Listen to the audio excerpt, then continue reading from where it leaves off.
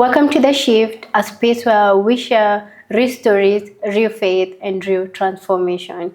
Joining us today is a woman who has experienced both the beauty of motherhood as well as the pain of loss. Yet, even in grief, she allowed God to meet her, shape her, and restore joy in her life.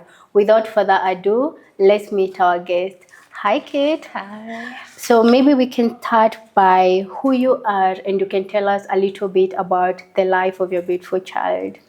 Thank you, Grace. I'm honored to be here. So my name is Catherine. I'm Catherine Wairimu. I'm a nutritionist by profession. Oh, nice. I didn't know And that. I am a mom to two very handsome boys. My firstborn is Harvey. That one we are co-parenting with Jesus. Yeah. And my secondborn is Raphael. He's currently 2 years and 3 months. Okay. Yes. And for Harvey, we lost him when he was 1 year, 8 months. And for the time that he was here with us, I can say I learned more from him than any class would teach me. Yeah. Because taking care of a special needs child required me to have more strength than I thought I would. And yeah. Okay. I'm so sorry for your loss. Yeah, maybe you can tell us what happened to Harvey and how did you come to receive about the news of his passing? Okay, so he got sick when I was giving birth to him. Okay. Yeah, there was some complications during birth, and he developed a condition called cerebral palsy. Okay. That basically means all his milestones were left behind. He couldn't sit, he couldn't stand, he couldn't hold his neck. Okay. And there was also the aspect of infantile spasms, that is recurrent like seizures. Yeah, so that is what we were battling with the whole of his life. And so from birth, from actually when he was 1 week old, that is when we went to hospital and we got the, what is it called, the diagnosis. Yeah. Yes, when he was 1 week old, we started noticing those seizures, the twitching of the hands, and he also had jaundice, which went for long untreated. That also contributed to an extent of brain damage. Yeah. Yeah, so it was a lot of things happening with him, and we used to go to therapy. I used to take him to KNH or there. I used to take him to Metropolitan Sanctuary. It's in Kamakwa. And I used to take him to PGH. So the therapy was for trying to see if he'll be able to achieve his milestones. Because you see, a child with cerebral palsy, and for him, actually, it was very severe. They can't do anything for themselves. Yeah. So when you leave him in this position, unless you go and move him, you'll still find him in the same position. Place. Yes. And then with CP, it usually comes with more complications, like he had developed adenoid hypertrophy. That means he had some extent of difficulty in breathing. So actually now the time, a week before he passed on, we went to KNH and he got the adenoids and the tonsils removed. And we noticed he was getting better. When he was sleeping, there was no snoring, and he stopped breathing through the mouth.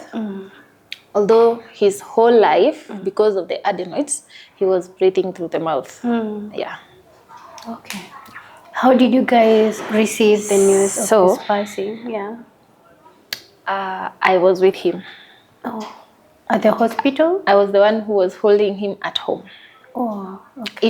It happened exactly a week after we left, after his surgery, because he had his surgery on November 21st and he passed on November 28th. So we were at home. It was around 4 in the morning. He was okay. Yeah. I had just fed him porridge. Yeah. I remember it was porridge. I had just fed him porridge. So I was holding him to wait for him to burp so that I can take him to sleep. So I just saw him take one big breath, Yeah. and then That was he just closed his eyes. I don't want to imagine the kind of pain that must have been. Yeah, so I was, as a mother, and that is something until today I have never understood. Yeah. But I knew at that moment my baby is gone. Yeah. And It's okay. Take your time. since we were at home, the dad was there. Yeah. So I placed him on the bed where we live there. We have 2 doctors. Yeah. So I rushed to go and see if they would manage to come and help, but it was very early in the morning. Yeah. So they didn't respond because I know they were sleeping. Yeah. So we drove to Outspan Hospital, and while we were going, I was just telling myself, he's just sleeping. Yeah. He's just sleeping. That is what I just was reciting from home to Outspan. I actually wasn't the one who carried him. I called my nanny because she felt the commotion in the house. Yeah. So she wrapped him in a blanket. Then we went to Outspan. When we went to Outspan, they took him to casualty, so I was told to stay aside. Then the dad and the doctor went now to casualty. Yeah. And the moment I saw his dad approaching me, crying. Yeah. You knew Yes, I knew. he was gone. So the dad just told me,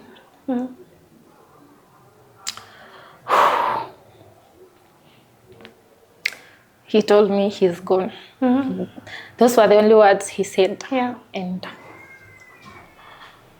I can't put to words what that did to me. It altered my brain chemistry until this day, because I still don't understand how I had a child whom I was feeding, and the next moment he's not there. he's gone. So it was the dad who confirmed, but I knew the moment he closed his eyes, I felt like energy had left me. So I knew all along, I knew he's gone, but my brain had refused to accept the fact That he's gone. that he's gone. And because I was the one holding him and the dad was there, by the way, we were the both of us at that time.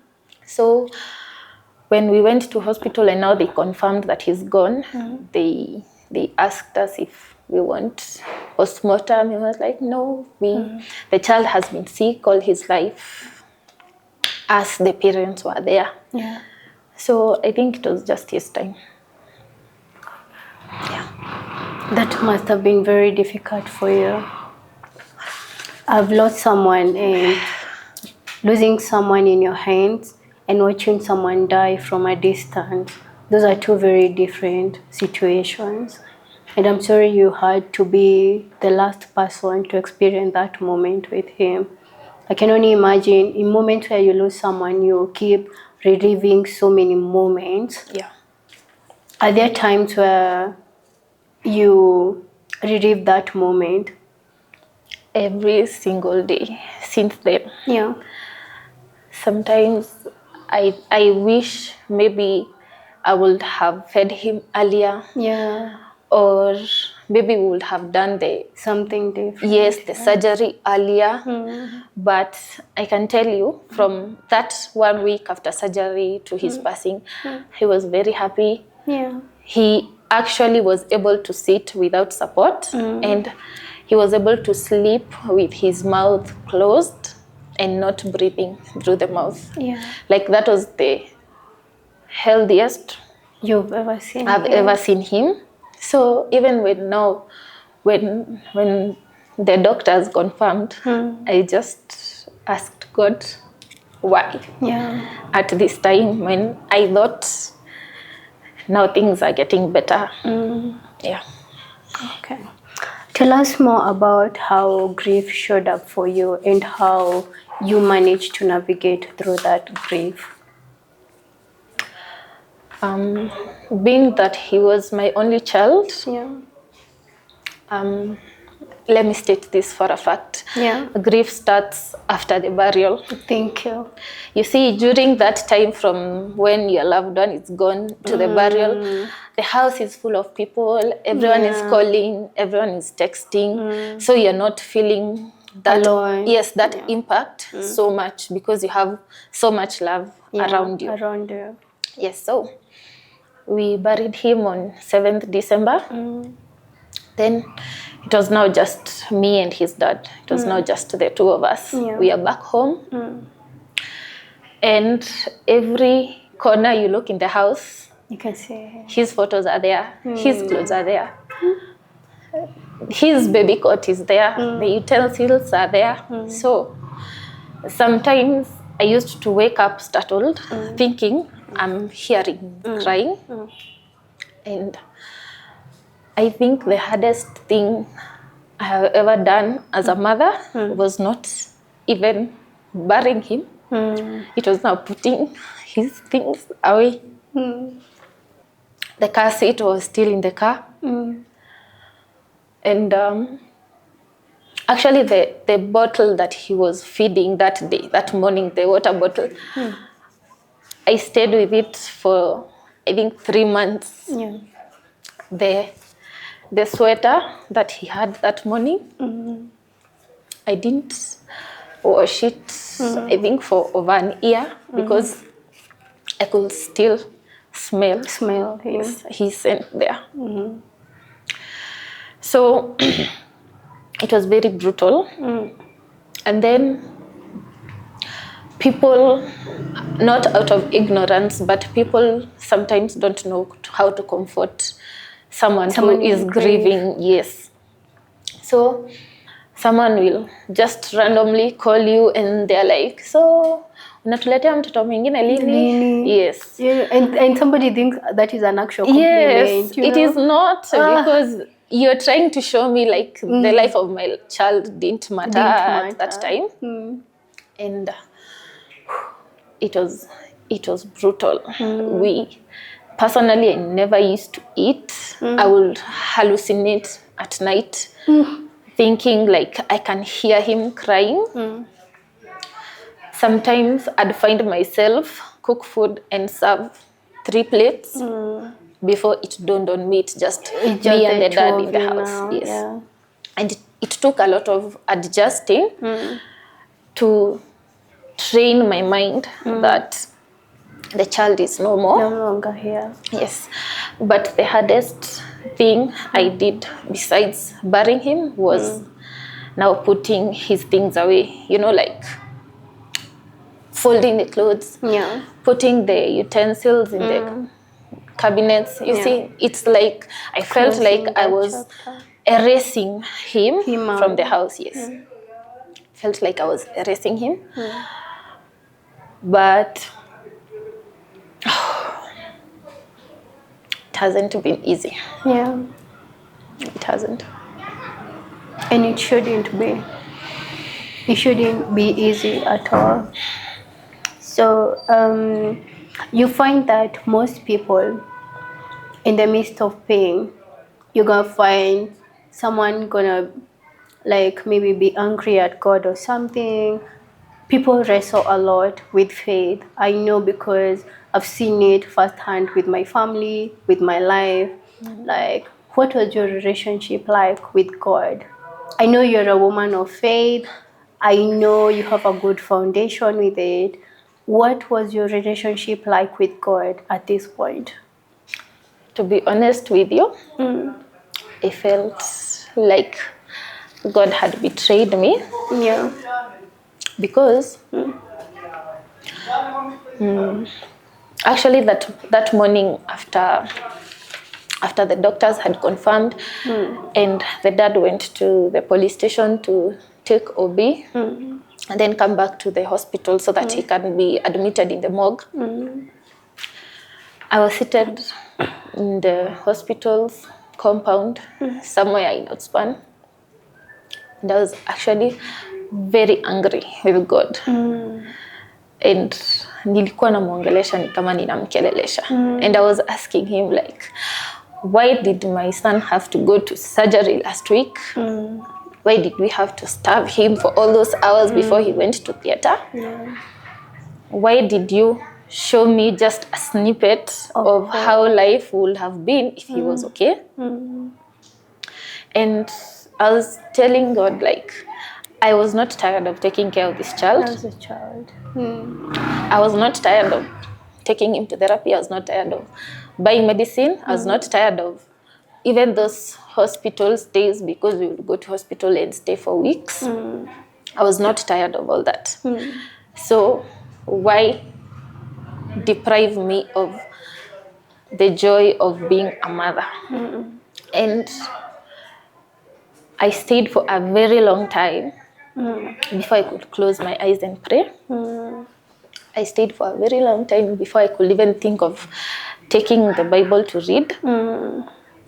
And I can say at that time, what kept me going was the prayers of everyone else, Everybody else. around me, everyone else. And at this point, I would like to acknowledge my Jumuiya members from my church, because they would come visit, they would call, they would post prayers, because yes, I'm still in the WhatsApp group, I would follow. They would post prayers specifically for my husband and I, even if I didn't respond. But I was so angry with God. I asked so many questions, and I felt like he had abandoned me. And I never thought that I'd step my foot in church. I never thought I'd find myself praying again. I never thought I would even think of anything about church or God. I was like, if this is what you've done to me, me and you are done. Yes, me and you are done. Wow. Yeah. You know, it's so funny because with everything you've shared so far, I feel so validated. Everything you've said is something I can resonate with. And you mentioned something about grief doesn't start the moment you bury your loved one. It actually starts after. Yes. And I can actually resonate with that. So at what point did you start noticing change? Because you see, grief is not about us forgetting the people we've lost. It's about us learning how to cope forward without them being part of our lives. So at what point did you start realizing that, oh, now I have a shift, now I'm learning to cope slowly? What point did you notice that shift? And after how long did it take you? Well, plot twist. I got pregnant with my second born. Oh, 2 months after we lost Harvey. oh, that's amazing. Yeah. So, a little backstory. The day we lost Harvey, we held his requiem mass at home. And the priest who came was the same one who had baptized him. Yeah. He's called Father John from Cathedral. So when we came during mass, the emotions were so heavy. Yeah. Everybody was crying. So he said that next year, when we come for Harvey's first anniversary, there'll be a child, a boy in this home. That's so prophetic. So I just looked at him and I'm like, I know you're a man of God, but you are insane.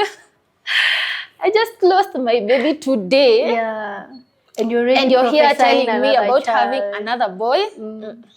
You must be insane. Yeah. You must be insane. So, true to his word, in February, there was another child. I remember it was on Ash Wednesday. I started feeling funny, you know, those, I don't know, puking, blah, blah, blah. So I took a test. Pregnancy symptoms. Yes, I took a test, and lo and behold, I was pregnant. What? So I went to mass. First of all, I was in a state of shock. Yeah. Because I cannot be pregnant. I am still grieving Harvey. Yeah. How am I expecting another child? Child. So the questions that were running through my mind were, am I replacing Harvey so soon? What are people going to think when they see me pregnant? Barely Like a year. replacing him. Yes, Yeah. barely months Yeah. after we lost Harvey. So luckily it was on Ash Wednesday. I went to church. Yeah.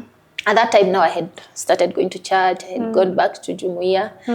So I was still building my relationship with God. And I can say, seeing those 2 lines on that pregnancy test, it was like it snapped me back to reality. And I remembered the priest's word. Like when you're coming for Harvey's first anniversary, there'll be a boy in this home. Yeah. So at that moment, I knew now it is not now only about me. Yeah. I have another life that I am supposed to nurture. And as much as my heart is hurting so much, this is God wiping my tears. Yeah. This is him In a big way. you. Yeah. In a big way. Because it's not like I was replacing Harvey. Yeah. He gave me back what I felt I had lost. Yeah. So from that day, I went and told the priest about the news. Yeah. And he was like, yes, I know. And it's a boy. Yeah. And it's a boy. Did you know it was a boy? No, at the time? I had found out I'm pregnant that day. So you it didn't was even know like what the 8 gender weeks. will be. Yes, it was like 8 weeks old. Uh-huh. And he told me, yes, it's a boy. So even fast forward now to when I went for the ultrasound and it was a boy, I called him. And you know what he called me during that call? No. Hi, Mama Boys. What? Yes. So I told him, I'm in the hospital. And he asked me, huyo kijana ako aje?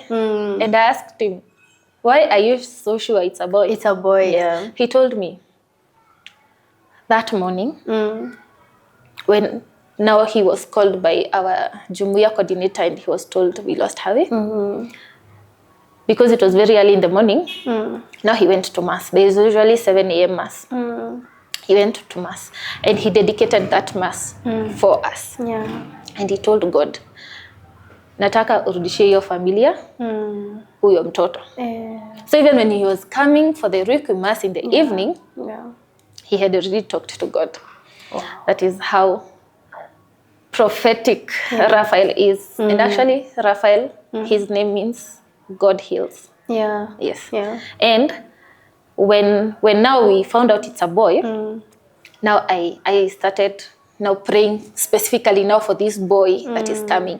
And I had a dream thrice, holding a baby and calling him Raphael. Yeah. So automatically his name was Raphael. So even when he was still in my tummy, we used to call him Raphael. And when he was born, he still continued to be Raphael. And when people say Jehovah Rapha, I don't think even... Yes, it is God, the God that heals. Yes, yeah. That is the meaning of Raphael. I had not thought of it. yeah. That is my shift was seeing that pregnancy test, and I knew this is God now showing up for me in a very big way for me and my family. That was God showing up for us in a big way. Yeah. I feel sometimes we get miracles, but we fail to perceive them. The fact that you had such a father who could be so prophetic about your life, I'm only imagining someone whose level of faith is so shallow that they didn't perceive that. For you to interpret even the dreams you were having to be something prophetic over your life, not many people do that. Somebody will just dream something like that and say, it's just a kawaida dream. You know, you perceived it as something that is supposed to result into something that you want in your life. And I think that is amazing. Thank you. Hey, I need to meet that father. Maybe akona kakitu anaweza sema juu ya maisha. He's a very good priest. I feel I should meet him. So, you know, I wanted us to talk about healing. Yeah. When healing is not something you wake up every day and declare, oh, now I'm healed. And being that we understand that grief is not about us forgetting the people that we love. Yeah. It's about us coping and healing in the process. Like, what was healing for you? What activities or what did you turn to as healing and restoration as a journey? Okay. Healing hasn't been easy as Yeah. well. And during my pregnancy now with my second born, Yeah. you see, now I was still actively grieving, losing my firstborn, and here I am, pregnant again. With another child. Yes, and then I was throwing up and all those things that happens during pregnancy. Sometimes I would sit and cry a lot. Yeah. I would feel like it is too much for me. Sometimes I will say it like, yes, this is a child that is coming, but now it also feels like punishment because a part of my heart is still hurt so much. So how am I supposed to show up for this other child? When you're still grieving. Yes, majority of my pregnancy, I was still in denial. Yes, the excitement was there, but I was still in denial. Like, I can't be having another child. Yeah. No, Harvey is my only child. I can't be having another child. Yes. But through prayers, I can tell you, because another shout out to my Jumuiya members. They will come. They will even visit either individually, but during the rotation that now we usually have, it was now my turn to host them. They came for prayers. And I didn't even participate much. I won't lie. I didn't participate much. But having people in your home praying, reading the Bible, praying the rosary, like, it brought some warmth in my home. Yes, and comfort. And I felt like, yes, I'm not alone. So I won't, if all these people have not given up on me, why should you I won't give up on myself. And actually, after they came to my home is now when I started now going for Jumuiya. I now resumed going.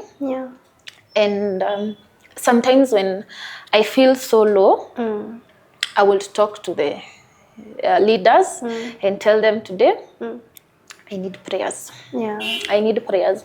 And losing a loved one, there are days of the year that are specifically very hard. I remember after we lost him in 2022, the following year, Mother's Day. Mother's Day, May 11th. Yes, I was pregnant, but it was still too tiny. It was not showing. It is now Mother's Day. Everyone on my status over the moon. is celebrating having their kids. I don't know what. And here I am, empty-handed. So Mother's Day that year was very hard for me. And his birthday, 7th March. And now the day that he died, 28th November. Those are usually the hardest days of my calendar year. Especially on now the day he died. And on those days when I feel like I can't deal with myself, I usually ask. We have the ladies from my Jumuiya. We usually have like prayer petitions you can send. I just tell them, today I can't pray for myself. Cover for me. And if there's one thing I know that has helped me is having people that you can rely on. Even on days that you can't pray for yourself, you have people that you can count on. Yes, that you can count on. And now my family members, my mom, my grandma. Me, I usually tell them, today I can't do it for me. I actually can resonate with that because personally I hate Father's Day, and it's not to discriminate the people who celebrate it. It's because every time there is a Father's Day, it is a reminder of what was taken from me. So I hate Father's Day. My dad passed on we celebrate May 21st. I don't like coming to work, but for some reason I have to force myself to get out. It's also among the toughest days. And it's not just for that year, the following year, it's up to date. I really hate Father's Day. I don't like it because it every time it reminds me a of a man constant I should be reminder. celebrating, but I can't celebrate because he's no longer here. Yeah, those so I days- actually resonate with that. Those days are the hardest because they act as a constant reminder of what was taken from your life. Yeah. And it's not something that you can just shut off. Yeah. No, the day will come and it will go, but the emotions that they That's are usually just very hard. heavy. Yeah. So you should extend grace to yourself. Like your name, extend grace to yourself. I've been doing that a lot lately. It's one of the things Yeah. I'm really learning how to do. Maybe you can tell us, is there something that you do to honor Harvey's life today? As a nutritionist, Yeah. I specifically want to major in pediatrics. Number one, because I love kids Yeah. so much. And number two, with his case, like I had told you, we had a lot of things that were happening. There was cerebral palsy, there was adenoid hypertrophy, there was infantile spasms. So he used to convulse a lot. Yeah. Like the convulsions were recurring. Yeah. Yes. So I am dedicating my education. Oh, that's Yes, nice. to study about that because I want to be a pediatric nutritionist. That's why you're going back to school? Yes. Oh Yes. my God. Because I feel like some of these conditions, especially CP, if you don't have a child who is suffering from CP, you might not won't understand what understand. is happening, you see? And there's a lot of myths out there about children with CP. Because before, I can tell you for free, before even I, as a healthcare worker, before I came to accept that, yes, my child has cerebral palsy, we had tried a lot of things. Oh, someone tells you unafaa umpeleke nyumbani. I don't know, you should ask kama kwenyu ama kwa kina mzee kuna kitu ilisemwa inafikia watoto. Oh, the You see, traditional things. yes, Yeah. you see those things, and then when you're in the middle of all those chaos, you start seeing like, by the way, inaweza kuwa ni ukweli, maybe kwetu kuna kitu ilisemwa, Ilisemwa, yeah. kwa kina mzee kuna kitu hawakufanya. yes. So there's that misconception iko, and that is one of the things that I want to advocate for. I want people to know that good things happen to bad people and bad things happen to good people, and it's okay. Yes, Yeah, it's yes. part of And life. hakuna mtu anakuanga ati anapanishiwa because you're going through something. No, it is part of life. So to honor Harvey, I will specifically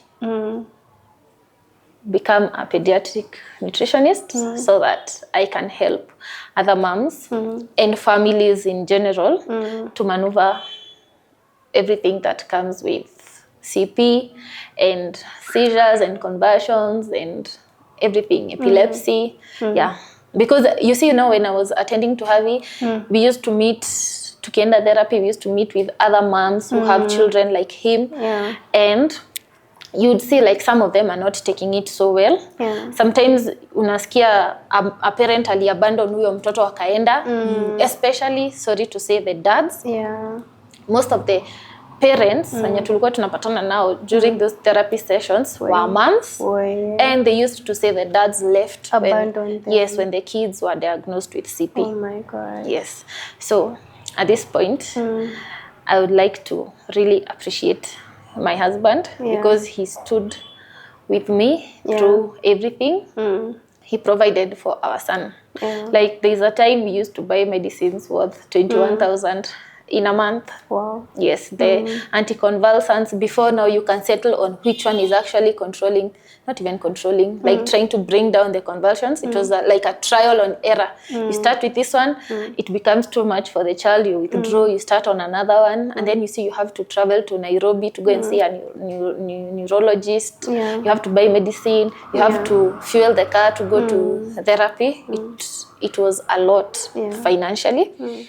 And I can say in those 20 months that I was with that child, he never lacked anything. Yes. Shout out to every dad out there that is not abandoning their children. Yes? Yeah.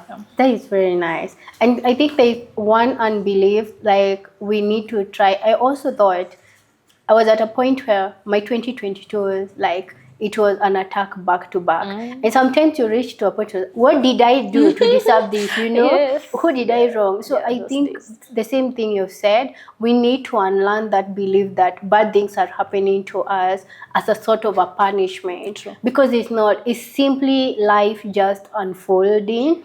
I just think because it was our first time to experience grief on a really big proximity, it's why we thought, did we do something? Yeah, it must you be know? punishment. Yeah, but the longer, the older you get, you realize this is part of life. Yeah. People actually lose people that they love. It is simply just life unfolding. Life It's has not to move based on. on your character or what you've done. True. Yeah. So I think people need to unlearn that belief as well.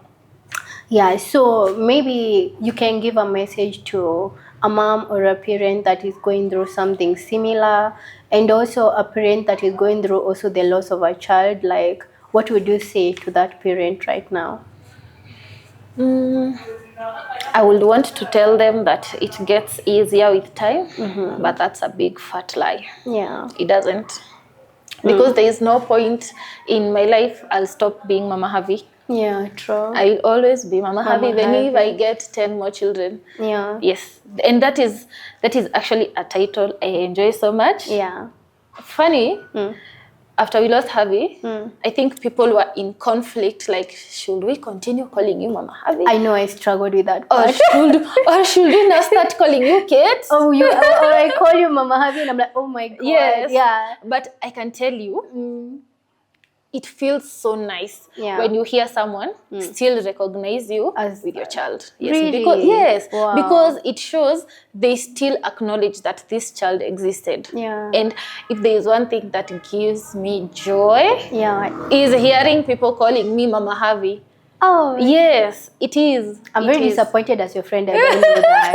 Because every time, let me tell you the same thing you're saying, you struggle. Me, I really struggle. Even in my phone book, I had to change to Mama Rafi because I was like, if I call you Mama Havi, I think people do it out of fear. Yes. We're going to hurt your feelings. Yeah. I didn't know you actually prefer being called. It because it shows Oh, me yeah. you We are still acknowledging recognize my him. child was here. Yeah. And you can't blame people. That is a normal human reaction, Reaction, yeah. yes, to loss. Mm. But to all the parents, Yeah. whatever you're feeling is valid. Yeah. If today you wake up and you feel you want to cry, cry. Cry. If today you wake up and you feel you want to go and visit the place that they are resting, go. Because grief is not like a disease you're going to heal, and it is not a problem that you're going to solve. No. Yeah. It is an experience, Yeah. and it is here to stay.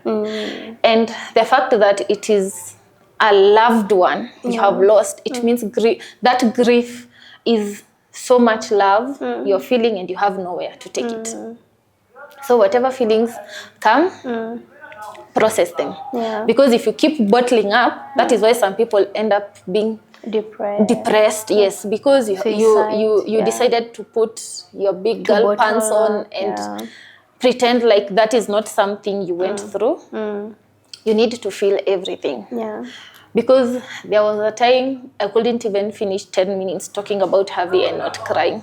But then that statement is why you're on this podcast. Yes. Because that's the first thing you said, and I was like, it really resonated with me when you said, for the first time I can talk about Harvey and not cry. I'm like, every time I talk about I am still crying up to date.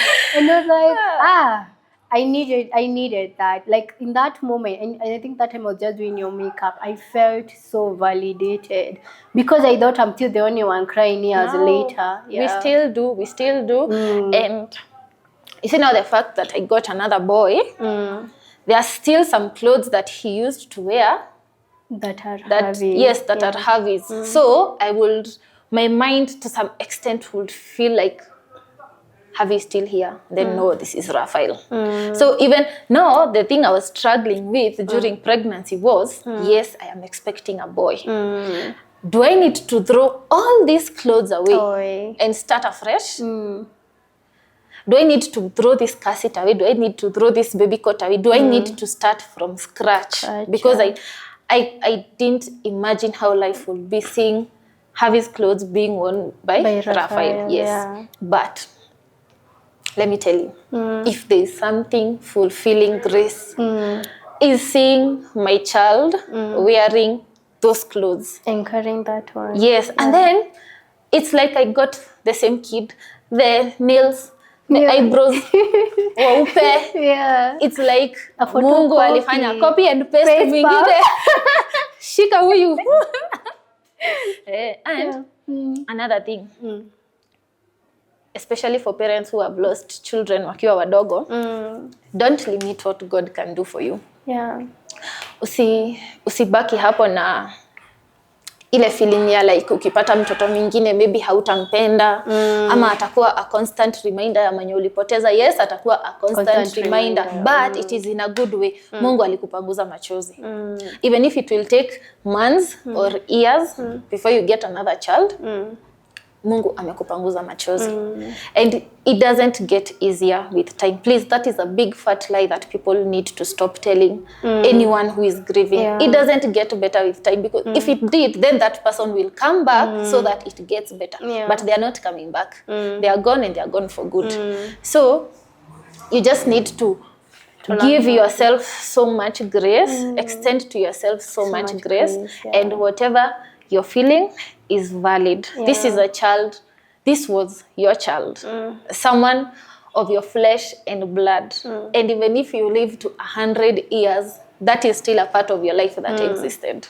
I don't know about you guys, but mimi hapo nimepata 3 takeaways. What God can't do is not in his vocabulary. You need to experience that grief. You need to experience every emotion you're going through, because your feelings are valid. Yes. And it doesn't get easier with time. Nope. I know, because it's been 5 years and I still cry. So maybe you learn how to cope better, but still, you're still grieving like you lost the person like yesterday. Yeah, I can resonate with everything.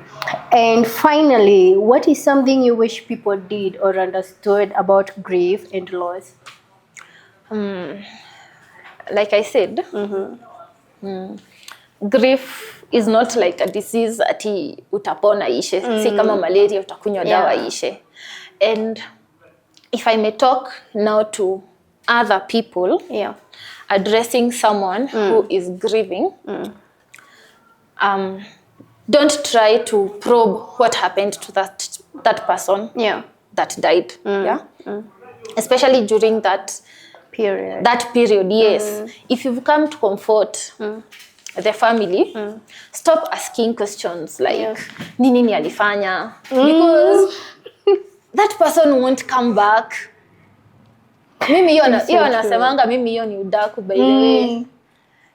If the family wants to discuss it, they will. Yes. But there's no way as a human being with emotions, you can take your phone and call someone who is actively, even maybe the burial has not happened, you call and ask, oh, nilisikia Harvey alikufa, kwani alifanya nini?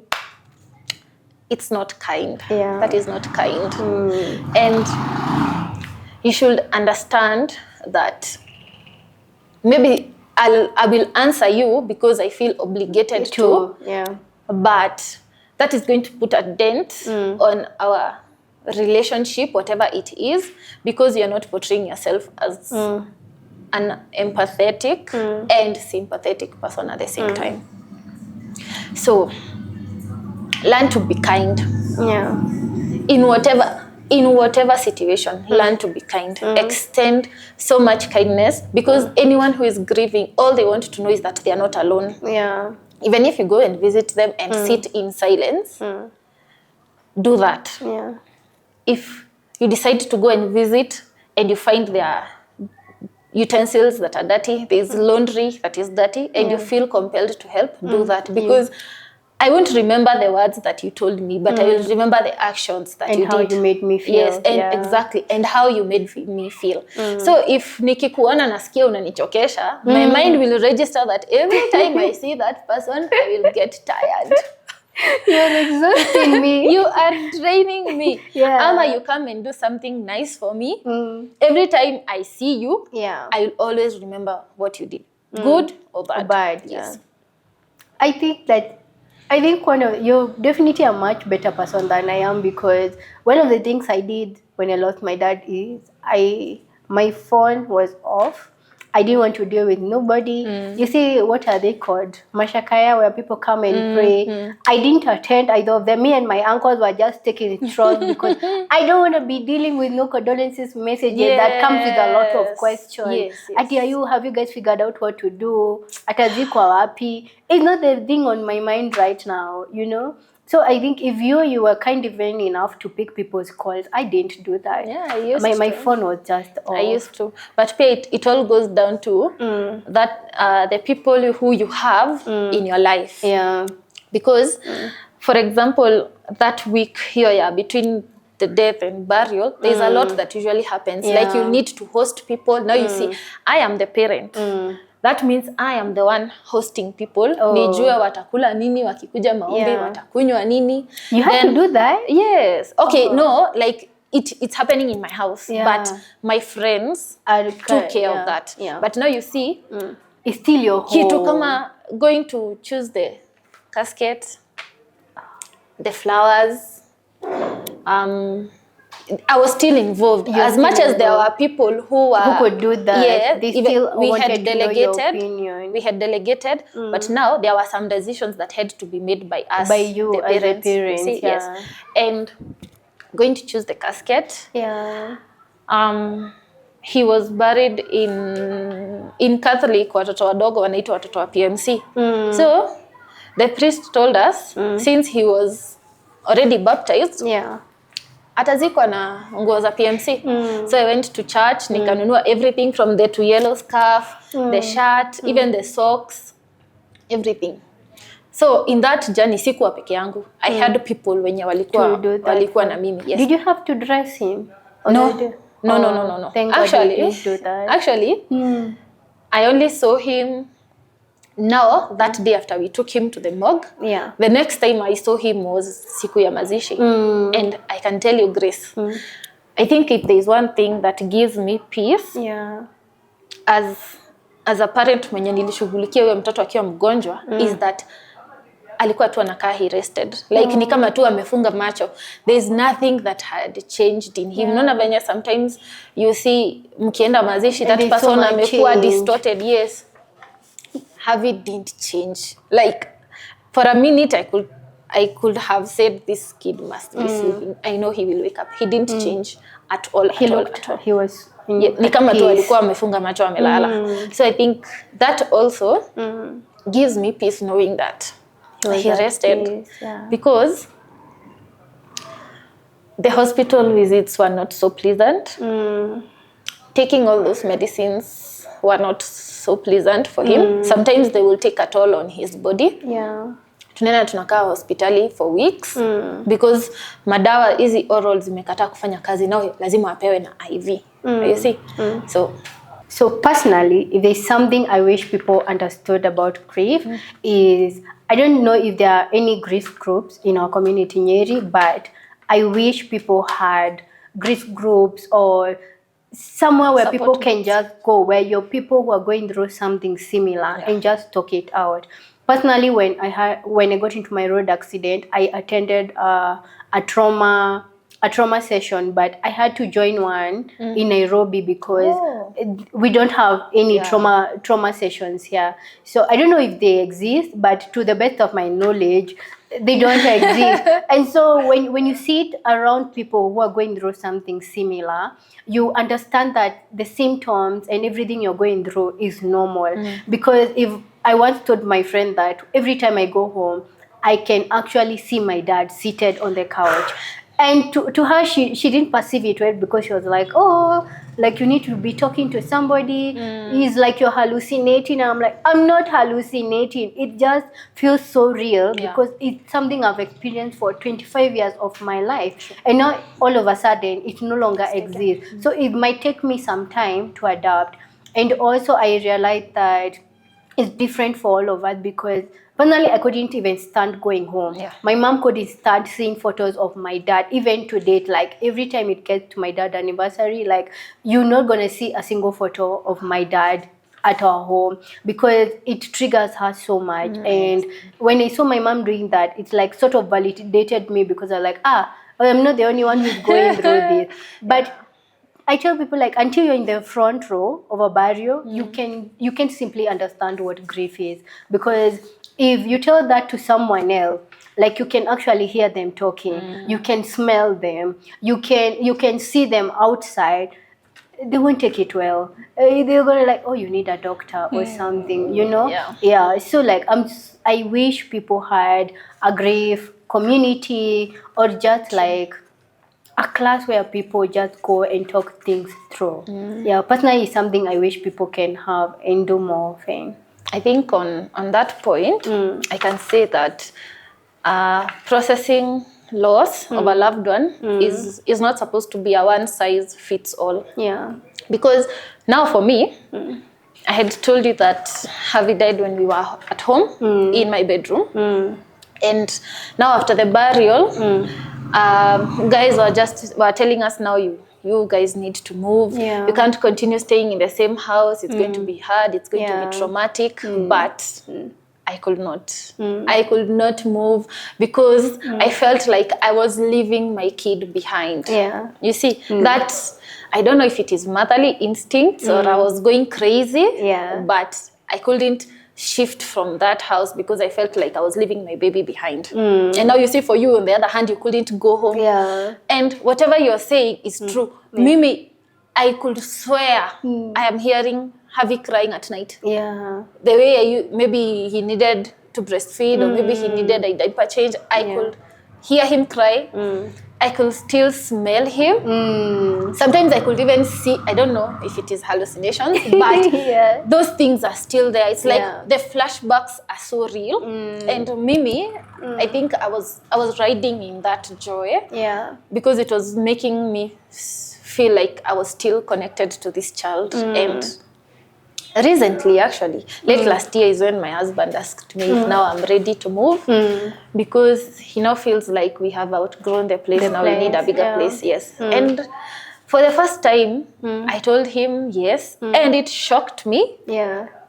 It shocked me, because I didn't think I would do it so soon. Yeah. But I've had a very supportive group of people in my life, and it has really helped me. And the fact that I have another small person I am taking care of now, my Raphael. I've spent so much time with him, and I've given him so much love that I would have given Harvey. Yeah. Now I redirect that love to him. And I usually tell people, God knew when he gave me Raphael at that time, because that baby has healed my family in ways that we can't even explain. Not even just for me and my husband, For even my everyone. mom, my brother, everyone. Like, that kid has brought so much joy in our home. Yes. So there is a lot of ways that you can show up for someone who is grieving. Yeah. Yeah. And grieving a loved one is not a one size fits all. Just because you had someone else do this and it worked, it doesn't mean it's going to work for you. And whatever worked for me might not work for somebody someone else. else. Yes. So you need to leave room for accommodating those differences that might come. And for them even to go through the experience and get their own experience. True. Yeah. Kate, I know I've never said this out loud, but I don't know if you even know this, but you've been among the biggest cheerleaders in my life, like makeup wise. Like every time I do something, like you're among the biggest cheerleaders I have. And it's such a privilege to have you as a friend. And when I once asked you if you'd like to come on this show and just talk about Harvey, I wasn't sure you'd even be ready for that. But the way you jumped on it, you're like, tell me when and where. And I was like, what? And I just want to take a moment just to say, I love you so much. I know I don't say it all the time. I've seen what God has done for your life. I've seen how resilient. I admire your resilience and your strength. Like, I've seen you. I think our grief was similar at the same time as my accident. So to see the both of us seated here on the other side of that pain, I'm so grateful for you being here. I'm so grateful for the way God has carried you through, and I'm so honored to have you as a friend in this lifetime. Thank you. Yeah.